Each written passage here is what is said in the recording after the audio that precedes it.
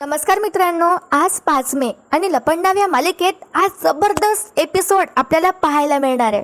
कान्हा आणि सखीने ठरवल्याप्रमाणे घरी डॉक्टर्स येणार आहे मनस्विनीचे डोळे चेक करायला आणि कान्हा सुद्धा असणार आहे तिथे. त्याचबरोबर कान्हा त्याच्यासोबत त्याच्या बॉडीगार्ड्सला सुद्धा घेऊन येतो. तर घरातले सगळे जण आता दंग राहतात. बघूया मित्रांनो कसं काय झालं ते. जे चॅनलवर नवीन असतील त्यांनी चॅनलला सबस्क्राईब करा आणि जे आपले लाडके सबस्क्रायबर्स आहेत त्यांनी व्हिडिओला लाईक करायला विसरू नका. सुरू करूया आजच्या भागाला. तर आजचा भाग सुरू होतो.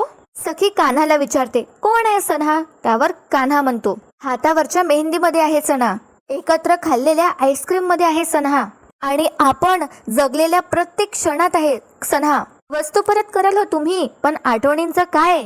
आठवणी अशा लॉक होऊन जातात, जिवंत राहतात वर्षानुवर्ष, आणि तुमच्यासोबत घालवलेला क्षण आणि क्षण खरा होता. आता सखी कान्हाला म्हणते, जर माणूसच खोटा असेल तर त्याच्याबरोबर घालवलेले क्षण खरे कसे असतील? संपलंय, सगळं संपलंय आता. हे सगळं बोलून काही उपयोगच नाहीये, कारण मी तुझ्या आयुष्यात कधीच परत येणार नाही. त्यावर आता कान्हा सखीला म्हणतो, असं तुम्हाला वाटतंय, पण तुमच्याही न कळत तुम्ही या घरात गृहप्रवेश केलाय. मागे बघा. आता सखी मागे वळून बघते आणि तिच्या लक्षात येतं की तिच्या पायांचे ठसे पूर्ण घरात उमटलेत. अपर्णा थोडी लांब उभी असते आणि ती सुद्धा सगळं बघत असते. पुढे आता कान्हा सखीला म्हणतो, येत्या 7 जन्मी 7 पावलांची सोबत राहीलच आपली. आयुष्यभरासाठी सप्तसूर जुळलेत आपले. या पावलांनी माझ्या घरी लक्ष्मी आली आहे. दैवी संकेत आहे हा. बघा ना, या गृहप्रवेशासाठी ना मी प्रयत्न केले ना तुम्ही. सगळं आपोआप घडून आलंय. तुम्हीच विचार करा. आता सखीला काहीच सुचत नसतं. त्यावर कान्हा म्हणतो, मग या सगळ्यांवर तुम्हाला काही बोलायचं आहे का बेबी सरकार? आज माझ्या घराचा उंबरठा तुम्ही ओलांडून आल्यात. तुम्ही कान्हाच्या वस्तू परत द्यायला आलात आणि न कळत कबीरच्या जगात आलात, आणि मलाही तुम्हाला याच विश्वात घेऊन यायचं होतं. सखी कान्हाला म्हणते, कुठलं विश्व? मला विश्वासात न घेता उभं केलेलं हे विश्व नाही कान्हा. त्यानंतर सखी लगेच म्हणते, सॉरी कबीर किर्लोस्कर, माझा तुझ्यावर विश्वासच नाही आता, आणि ज्याच्यावर विश्वासच नाहीये त्याच्या आयुष्यात येण्याचा प्रश्नच येत नाही. कान्हा आता सखीला म्हणतो, मग कोणावर विश्वास आहे तुमचा? त्या बाईवर आहे का, जी तुमच्याच घरात तुमची आई म्हणून शिरली आहे? आता हे ऐकल्याबरोबर सखी एकदम चिडते आणि कान्हाचं कॉलरच पकडते, कान्हाच्या शर्टचं, आणि म्हणते, माझ्या आईबद्दल एक शब्दही बोलायचा नाही. कान्हा आता सखीकडे बघतो तर सखी एकदम हात काढून घेते मागे आणि कान्हाला म्हणते, तुझ्यासारखी नाहीये ती खोटारडी, तिने मला सिद्ध केलंय. त्यावर कान्हा म्हणतो, डोळे चेक केलेत? त्यावर आता सखी म्हणते, त्याची काहीच गरज नाहीये. तिचं मन तपासलंय मी आणि मला खात्री आहे तीच माझी आई आहे. आता हे ऐकून कान्हा म्हणतो सखीला, गुड. आता जर डोळे झाकून खोट्या डोळ्यांवर विश्वास करायचं ठरवलंच असेल तर मी तरी काय सांगणार. पण मी जर तुमच्या जागी असतो ना, दुधाने तोंड जळल्यावर सुद्धा ताक फुंकून प्यायलं असतो. विश्वास ठेवलाच नसता मी इतक्या सहजासहजी. हे सिद्ध करायचं म्हणजे काय, फक्त एकदा डोळेच तर तपासायचे आहे ना. आणि जर तुम्हाला तेवढंही करायचं नसेल तर काय बोलायचं आता? ठीक आहे. आता कान्हा सुद्धा हे मुद्दाम बोलत असतो आणि आता सखी सुद्धा बरोबर कान्हाच्या बोलण्यात फसते आणि म्हणते, तू असं ऐकणार नाहीये ना? ठीक आहे, तर तुझ्या उरल्या सुरल्या शंकेचं सुद्धा आपण निरसन करूच या. ये उद्या घरी कामत हाऊसवर. उद्या बघूया तू खोटारडा आहेस की माझी आई खरी आहे ते. असं म्हणून आता सखी निघणार असते, पण अचानक हवा सुटते आणि फोटो फ्रेम वरचा लाल कपडा आता खाली पडला असतो अर्धा. पण आता अपर्णाला सखीचा चेहरा दिसून जातो. पण कान्हा एकदम आता सखीचे हात पकडतो, तिला तो फोटो फ्रेम दिसू नये म्हणून, ज्यामध्ये आता अपर्णाचा सुद्धा फोटो असतो. पण आता अपर्णाच्या लक्षात येतं आणि अपर्णा सगळा तो क्षण आठवते हॉस्पिटल मधला. आणि अपर्णा मनात म्हणते, ही तर तीच मुलगी आहे जिच्यामुळे माझ्या तब्येतीत सुधारणा होतीये. पण आता सखी कान्हावर चिडते आणि म्हणते, डोंट टच मी, मला हात लावायचा नाही. सखी आता तिचा हात झटकत असते, पण कान्हाच्या डायमंडच्या ब्रेसलेट मध्ये सखीच्या हातातली बांगडी अडकते. कान्हा आता स्माइल करतच बघतो सखीकडे. सखीला सुद्धा आश्चर्यच वाटतं, पण ती लगेच तिची बांगडी सोडवण्याचा प्रयत्न करते. कान्हा तिला थांबवतो आणि म्हणतो, नाही नाही, काही गुंते सोडवायचे नसतात. त्यावर सखी म्हणते, आता कुठल्याच गुंत्यात मला अडकायचं नाही आता. त्यावर आता कान्हा म्हणतो सखीला, पण हे गुंतणं मला आवडतंय. सखी म्हणते, मोकळं व्हायचंय मला. त्यावर आता कान्हा सखीला म्हणतो, काही गाठी इतक्या सहजासहजी नाही सुटत. तर सखी थोडस असं तिचा हात वर घेते आणि तिने तिची बांगडी सोडवली असते. सखी कान्हाला म्हणते, सुटली. भेटू मग उद्या कबीर किर्लोस्कर, खऱ्या खोट्याचा निकाल लावायला. असं म्हणत आता सखी निघून जाते आणि जाता जाता ती तिच्या पावलांकडे ती बघत असते. आणि तिला याचं आश्चर्यच वाटत असतं की असं कसं झालं म्हणून. सखी निघून गेल्यावर आता कान्हा तिथे विचारच करत उभा राहतो. तर त्याची आई मागून येते आणि म्हणते, कान्हा, अरे या मुलीला मी भेटलीये आणि तिच्यामुळेच तर मी बरी होतीये. कान्हा, अरे कोण आहे ही मुलगी आणि तुमच्या दोघांचं नातं तरी काय? कान्हा म्हणतो, अगं आई, खूप जवळचं नातं आहे आणि फक्त माझंच नाही, आपल्या सगळ्यांचंच. ही किर्लोस्करांची सून, माझी बायको सखी कबीर किर्लोस्कर आहे. आता हे ऐकून अपर्णा खूप जास्त खुश होते आणि म्हणते, काय बोलतोयस तू, खरंच? आणि त्यानंतर अपर्णा स्माइल वगैरे करते आणि लगेच म्हणते, पण मग ती तुझ्यासोबत नाही आहे का? कान्हा म्हणतो, नाही ना, नाही आहे. कान्हा सुद्धा आता सॅड होतो. पण आता अपर्णा कान्हाला म्हणते, कान्हा, मला शब्द दे, तू तिला पुन्हा मिळवशील. अपर्णा तिचा हात असा समोर ठेवते आणि कान्हा सुद्धा वचन देतो त्याच्या आईला आणि म्हणतो, आई, मी तुला शब्द देतो, तुझी सून आणि माझी बायको या घरात परत येईल. आणि कान्हाला आता देवी आईचा आशीर्वाद सुद्धा मिळतो. फुल खाली पाडून आता देवी आई संकेत देत असतात कान्हाला. हे आता अपर्णा आणि कान्हाच्या लक्षात येत नाही, पण आपल्याला मात्र दाखवलं जातं. इथे आता सीन शिफ्ट होतो. सखीने आता सगळं सांगितलं या मनस्विनीला. आता ही मनस्विनी थोडी घाबरते आणि म्हणते, निकाल? कसला निकाल? आता सखी म्हणते, अगं आई, घाबरू नकोस आणि कसली काळजी पण करू नकोस. अगं कान्हाला, आय मीन त्या कबीरला अजूनही तुझ्यावर संशय आहे. तो तुझ्यावर खोटा आड घेतोय की तू माझी खरी आई नाही आहेस, तू सरकार आहे. त्यावर आता ही मनस्विनी घाबरतच म्हणते, त्याला असं का वाटतंय? सखी म्हणते, तुझ्या डोळ्यांमुळे. त्याला तुझे डोळे खरे नाही आहेत असं वाटतंय. त्यावर आता ही मनस्विनी सखीला म्हणते, तुझं काय म्हणणं आहे यावर? सखी म्हणते, अगं आई, माझी खात्री आहे तूच माझी आई आहे, पण त्या कान्हाचं तोंड मला कायमचं बंद करायचंय आणि म्हणूनच मी आज आय स्पेशलिस्टला बोलावून घेतलंय. ते डॉक्टर्स आजच सगळ्यांसमोर तुझे डोळे चेक करून घेणार आहे.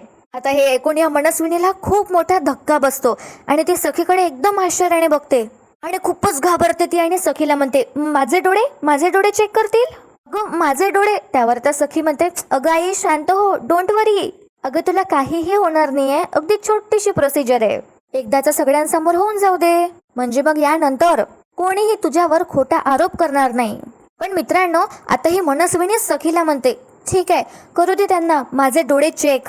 पण सखी, जर त्या कान्हाचा, माफ कर हा, त्या कबीरचा आरोप खोटा ठरला तर मी जे तुझ्याकडे मागेल ते तू मला देशील का?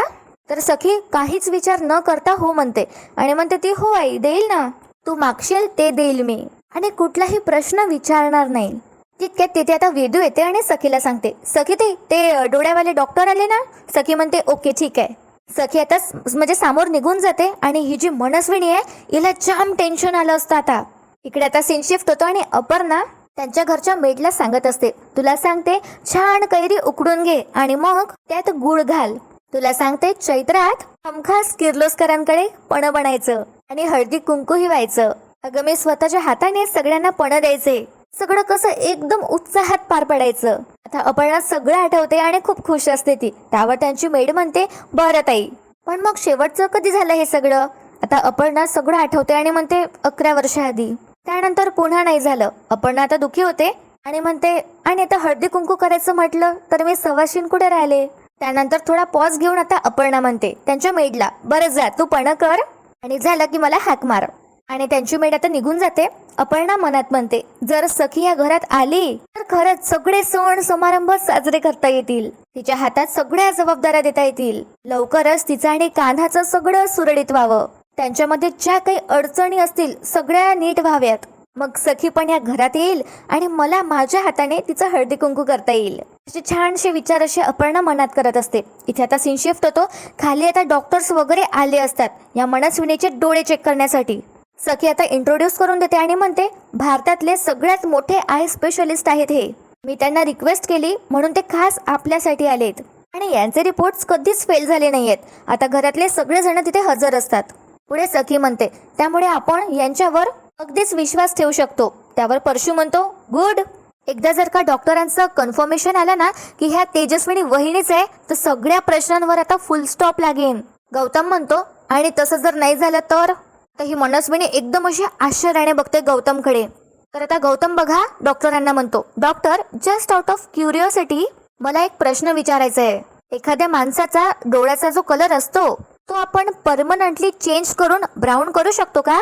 म्हणजे मेडिकली हे शक्य आहे का? आता हे ऐकून मनस्विनीला झटकाच लागतो. आता हे डॉक्टर्स काही बोलणार तितक्यात सीन शिफ्ट होतो. आता कान्हा किरणला भेटला असतो. पार्किंग मध्ये हे दोघं आता गप्पा करत असतात, काहीतरी डिस्कस करत असतात. कान्हाने मस्त त्याचं कबीरचं लुक केलं असतं, छान त्याचे ते स्पेक्स, त्यानंतर त्याचं ब्लेझर. किरण म्हणत असतो कान्हाला, कबीर सांग ना, ती मनस्विनी खरंच कायमस्वरूपी तिचे डोळे बदलू शकते का? आता हे सुद्धा इथे सेम डिस्कशन करत असतात. त्यावर कान्हा म्हणतो, हो करू शकतात, पण यात एकतर तिचा जीव जाऊ शकतो, नाहीतर कायमचं तिला अंधत्व येऊ शकतं. कालच मी ते मोठे आय स्पेशलिस्ट आहे माझे, त्यांच्याशी बोललो. त्यांचं असं म्हणणं आहे, जर निळे डोळे असणाऱ्यांनी त्यांचे डोळे कायम ब्राऊन करून घेतले तर त्यात त्यांचं कॉर्निया डॅमेज होऊ शकतं, आणि जर डोळ्यातलं प्रेशर वाढलं तर कायमचं अंधत्व पण येऊ शकतं. आता किरणला नवलच वाटतं हे ऐकून. कान्हा म्हणतो, हो हीच रिस्क आहे. किरण विचारतो, आता बापरे एवढं सगळं असतं का? कान्हा म्हणतो, हो. त्यावर आता किरण म्हणतो डायरेक्टच, मग तर सरकारचं काही खरं नाहीये, कारण वेश बदलता येऊ शकतो, पण डोळे, कबीर आज तूच जिंकशील. आता कान्हा आणि किरण दोघे सुद्धा कॉन्फिडंट असतात, पण या मनस्विनीचं काहीच सांगता येत नाही ती काय करेल. इथे आता सीन शिफ्ट होतो आणि डॉक्टर सुद्धा सगळ्यांना सेम सांगतात, एकतर जीव जातो किंवा अंधत्व पण येऊ शकतं. या प्रोसेसमध्ये 99% रिस्क आहे, म्हणून ही रिस्क कोणी घेतच नाही, आणि आम्ही सुद्धा हे सजेस्ट करतो की असं काही करू नका. तितक्यात आता यांच्या घरची बेल वाजते. कान्हा आला असतो. वेदू आता दारू गळते आणि सगळेजण आता दाराकडे बघू लागतात. कान्हाला कबीरच्या वेशात सगळ्यांनी पहिल्यांदाच बघितलं असतं. कान्हा त्याच्या 2 बॉडीगार्ड सोबत आतमध्ये येतो. आता ही मनस्विनी कान्हाकडे बघते आणि विचित्र अशी स्माइल देते, आणि घरातले सगळेजण आता कान्हाकडे बघून दंगच राहतात. कान्हाचं हे नवीन रूप बघून त्यांना खूप आश्चर्य वाटतं. त्यानंतर कान्हा त्याच्या बॉडीगार्ड्सला इशारा करतो आणि बाहेर जायला सांगतो. वेदू आता कान्हासाठी पाणी आणते, पण सखी म्हणते काही गरज नाहीये त्याला पाणी वगैरे द्यायची, कारण ना तो या घरचा मेंबर आहे ना पाहुणा, आणि तसे काही मिनिटांचीच टेस्ट आहे, झाली की आल्या पावली तो जाईल परत. आता मनस्विनी हसते हे ऐकून. मग आता वेदू सुद्धा ऐकते आणि पाणी देत नाही. तर आता ही मीनाक्षी मस्त चान्स घेते आणि कान्हाला म्हणते, खरं तर याची या घरात उभं राहायची पण लायकी नाहीये. परशु सुद्धा म्हणतो आता, हो ना, त्याची सावली सुद्धा नको होती इथे पडायला. तर मीनाक्षी म्हणते, नाही काय आहे ना, हा खरं खोटं करायला आला असेल, थांबूच द्या त्याला, निदान त्याला स्वतःची लायकी तरी कळेल. आणि हो परशु म्हणतो, आता हे सगळं झालं ना की इथून निघायचं, आणि तू स्वतःहून नाही गेलास ना तर तुला धक्के मारून मी बाहेर काढणार, मला काहीच वाटणार नाही हे करायला. तर आता कान्हा म्हणतो, बास शांत व्हा परशु काका, जरा हळू बोला आणि कमी बोला, आणि जे बोलतायत ते लक्षात ठेवा, कारण माझं जर खरं ठरलं तर हेच शब्द तुम्हाला तुमच्या या सरकारसाठी वापरावे लागतील. असं म्हणत कान्हा या मनस्विनीकडे बोट दाखवतो आता सगळ्यांसमोर. मनस्विनी आता गप्पच असते. कान्हा विचारतो, बोला मग आहात का तयार? तर आता ही मनस्विनी घाबरत असते. सखी म्हणते, आई घाबरायची काहीच गरज नाहीये. सखी आता डॉक्टरांना म्हणते, डॉक्टर अंकल तुम्ही चेकअप सुरू करा. आता हे डॉक्टर लगेच चेकअप सुरू करतात आणि या मनस्विनीला सांगतात, तुमची जी चीन आहे ना ती इथे ठेवा या मशीनवर. ही मनस्विनी आता नाटकं करते, हात वगैरे जोडते, आणि त्यानंतर ती प्रोसेसला सुरुवात करते. सगळ्यांचं लक्ष आता या मनस्विनीकडे असतं आणि डॉक्टरकडे असतं. तर आता हे डॉक्टर चेक करू लागतात आणि त्यांच्या कॅमेरामध्ये, त्यांच्या मशीनमध्ये तिचे डोळे तपासू लागतात. आता सगळ्यांना आतुरता असते जाणून घेण्याची की डॉक्टर्स आता काय सांगतील. डॉक्टर्स आता त्या मशीन मधून रिसिप्ट काढतात. सखी सुद्धा आता अस्वस्थ होते थोडी. डॉक्टर्स आता सगळ्यांना म्हणतात, यांचे आईज रिपोर्ट्स आले आहेत. कान्हा कॉन्फिडंट असतो आणि तो म्हणतो, आणि रिझल्ट काय डॉक्टर? कान्हा या मनस्विनीच्या चेहऱ्याकडे बघतो. तर आता ही मनस्विनी फार घाबरली असते. तर आता हे डॉक्टर सांगतात, यांचे ब्राऊन डोळेच हेच यांचे खरे डोळे आहे.